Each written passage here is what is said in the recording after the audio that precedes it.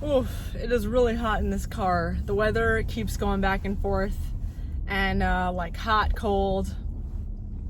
Right now it's warming up after being freezing this morning, and now it's like I'm just so hot. So maybe the windows. But anyway, let me just make it a little cooler actually. Yeah, got it. So I was thinking about this complaint, and I see this complaint a lot with men. They feel like they don't want to be friend zoned, and they're like, oh, like I'm always getting friend zoned by girls, or I'm always story of my life. I'm always getting friend zoned, or I'm always getting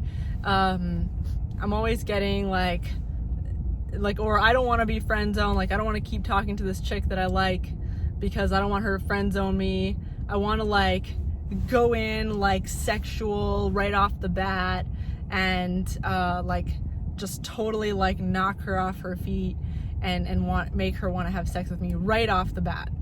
And like I get it. It's kind of like the flip side of women, where women are like, I'm always getting used for sex or whatever. You know, for men it's the opposite, where they're like, I'm always getting used for friendship, you know. I'm always getting friend zoned. And when I hear that, I'm just like, you're not entitled to have sex from anybody that isn't attracted to you. The same way a woman is not entitled to have more than sex from anyone. The friend zone is actually a really great place to be.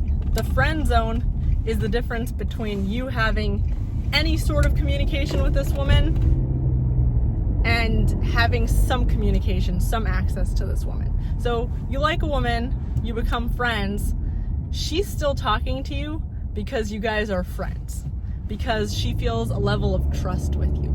That's the only reason she's having some kind of communication with you. If you're getting friend zoned, then there's a few things that are making it so that she doesn't want to sleep with you. And the things that make a woman want to sleep with you are a lot easier to fix than the things that make you friend zoned. The friend zone is a place where women find their long-term relationships, women and men. The friend zone is a place where all human beings, studies show the longest lasting relationships develop from the friend zone. The longest lasting, the happiest marriages and relationships come out of the friend zone. So that's where you're going to find your friendships and marriages. The friend zone is not where you're necessarily going to find sex, because sex it's something that you can technically do at one time and be done with it. So the things that attract sex are very easy fixes. You know, work out more, fix your body, fix your appearance, fix your financial state. You know what I mean? Fix your the way your house looks. Clean your house. Look presentable. Look good. You know, smell good. Clean up after yourself. Shave.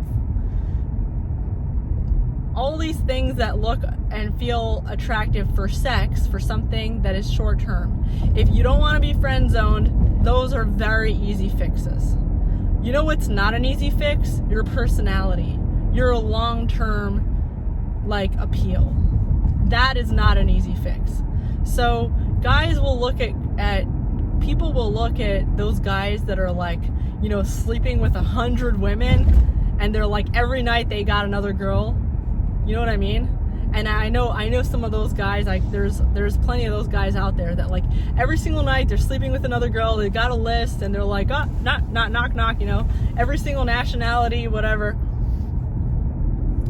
Sleeping with a lot of people is something that people brag about because they're like, it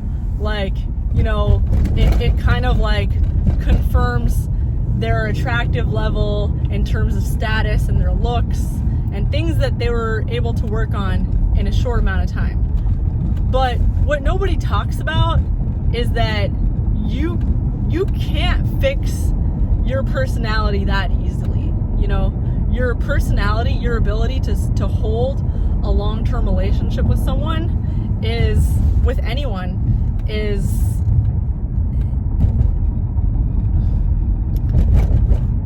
it's gold, and it's not easy. So that guy who's sleeping with like 100 people every day, like that guy who's sleeping with another girl every night, like, ask him what he wants. He wants to not feel so alone. He wants to have a friend that stays. He wants to feel whole. He wants to feel complete in his relationships. Maybe he likes sleeping with a lot of women. Maybe his sense of self is even derived by sleeping with all those women. But if you ask him what he wants what you have in the friend zone. You know, maybe he doesn't realize it, but being able to be friend zoned, for a woman to want you more than just sex is highly underrated. For a woman to like want you more than sex means that once you fix any of those things that make her maybe not want to have sex with you, you're like, she's in love with you. The things that are not hard to fix. The guy that is sleeping with a different girl every night, he's stuck there for a long time, or perhaps forever, because the thing that makes him unable to keep a relationship longer than just that initial meeting, that initial sex, that thing is very hard to fix.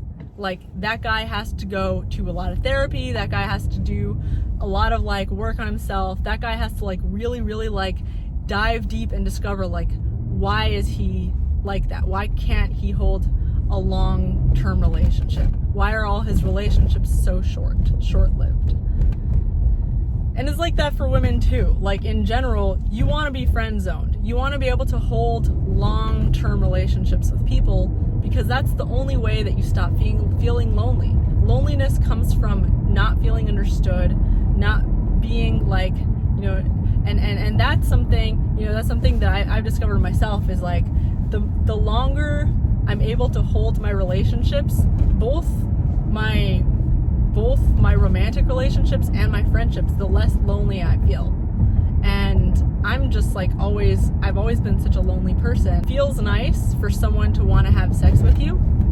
And for women, you know, we get that so much more, so we don't appreciate it as much. So but you know, I definitely appreciate it, and I think, you know, women do appreciate it, but ultimately the friend zone is so underrated. You should be really happy if you are in the friend zone, because what that means is that your fix is a lot easier than the man who's leaving with a bunch of women, because that guy's fix, if that guy isn't like, you know, that guy, if he's able to get women sexually attracted to him and he's still unable to keep them, and he's still jumping from one thing to another, that guy's fix, he's gonna have it so much harder. Usually what happens is people that are ugly find other ways to like work on themselves. They tend to have more time for self-development, and people that are already attractive are often not going to have that amount of time, because they're going to keep leaning on their attractiveness,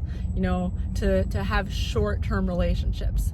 Don't get distracted by those short-term relationships. And like, you know, for women too, the thing with women, a lot of women with attachment issues will distract themselves with their attachment issues by, you know, constantly throwing themselves into like very short-term, very superficial relationships, because they can, because we're women and we tend to be more sexually appealing than men are. So we allow ourselves to get distracted because we can, and that hinders our growth, that hinders our development. With men who tend to not be as like easily attracting of women in bed straight off the bat, that gives them time to, you know, that gives you time to work on themselves, to work on their personalities, to work on like the fact that they're to be able to like spend enough time with themselves to feel content with being lonely, to feel content with themselves. And the guy who straight off the bat, who like from high school, from college, was always good looking and got laid whenever he wanted, that guy was constantly getting distracted by these short-term relationships that didn't allow him to like focus on himself, to focus on his when I say his personality, I don't mean like his charisma and his ability to like have a superficial relationship with people. I mean his personality, meaning his ability to connect with himself, his thoughts, his feelings, his ability to connect with other people on a very deep emotional level. That is something that is extremely underrated, and it's something that usually, you know, you'll get it from your parents, but a lot of people don't get it from their parents. You know what I mean? Your parents were busy when you were like really little. You know, everybody's parents everybody has family issues. Like you're more often than not, you're gonna have attachment issues, and if you don't work on those issues